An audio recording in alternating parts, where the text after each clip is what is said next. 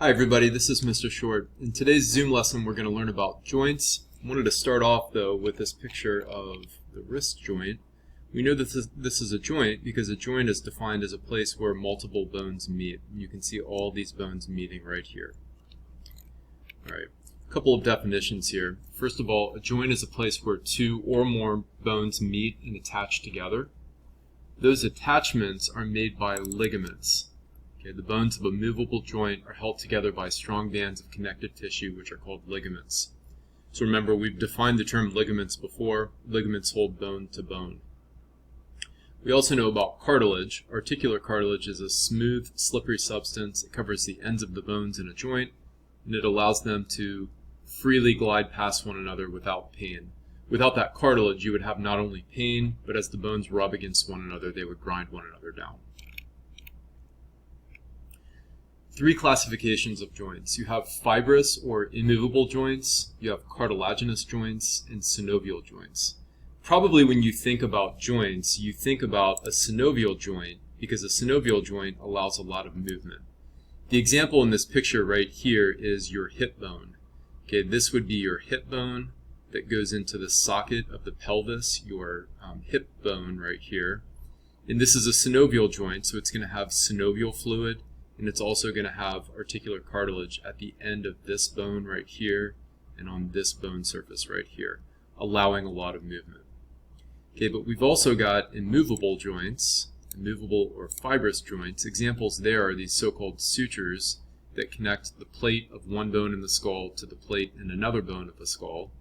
Clearly that is a closed joint, and they're basically, the bones are stitched together with new bone tissue. Okay, at that joint. It's not movable. We also have cartilaginous joints. A good example of a cartilaginous joint are the discs that are between the vertebral bones in your spinal column. Okay, so you get these cartilaginous discs in between here. And again, that disc would cushion the bone-on-bone movement right there, allowing free movement of the bones as you kind of flex and extend your spine or twist, rotate. Couple more representations of this. So fibrous joints, you can see this is the back of the skull right here. This would be called the occipital bone. This and this would be called the parietal bone. And you can see that during early childhood development, all these bones of the skull were fused together into an immovable fibrous joint right there. Fibrous joints, they're immovable, they don't allow movement, and the best example is the cranial bones. Okay, second of three types, cartilaginous joints. These are slightly movable joints. They allow a little tiny bit of movement. The reason that we have the rib cage shown right here is that this right here, it's in darker gray, that is cartilage. This cartilage right here, it's connecting the rib bones to the sternal bones that are right here. The rib bone connected with this cartilage to the sternum right here. Okay, examples include the ribs. Also, you've got vertebrae. We showed on the previous page that two vertebral bones would be separated by a disc of cartilage. The last type of joint that we have is a synovial joint. Synovial joints are freely movable joints. Again, when you think about a joint, you're probably thinking about a synovial joint.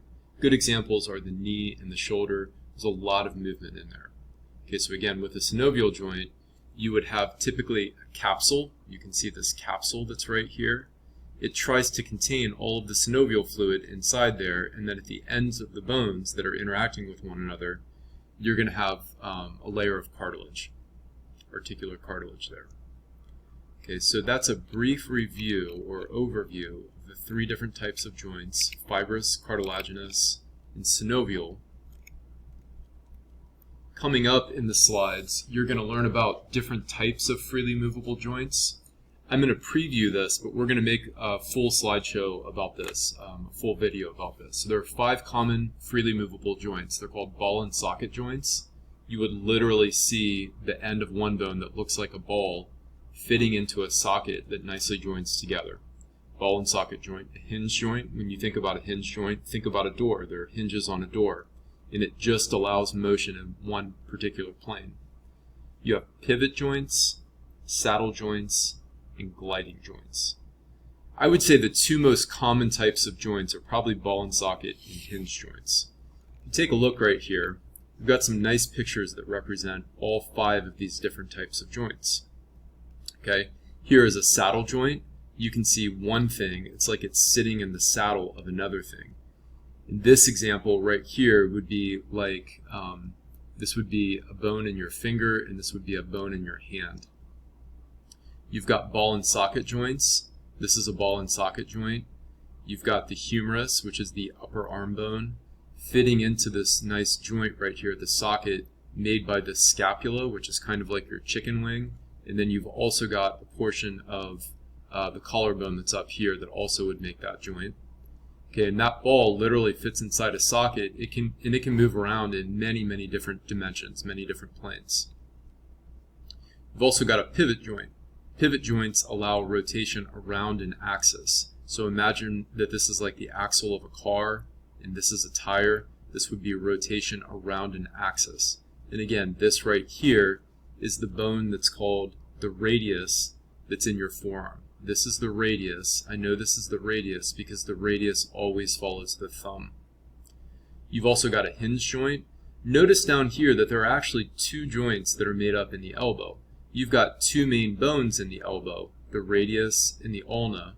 You've also got the upper arm bone, the humerus. This is an example of a pivot joint. But this one right here, which is kind of close to your funny bone actually, this is an example of a hinge joint.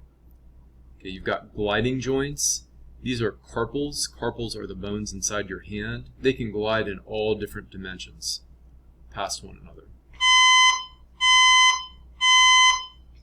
Okay, and since this is 2020, you can hear that there's an emergency alarm on. So the last type of joint right here is called a chondruloid joint. A chondruloid joint is made in the bones of your fingers, and I'm going to get out of here now. All right, thanks a lot, guys. See you soon.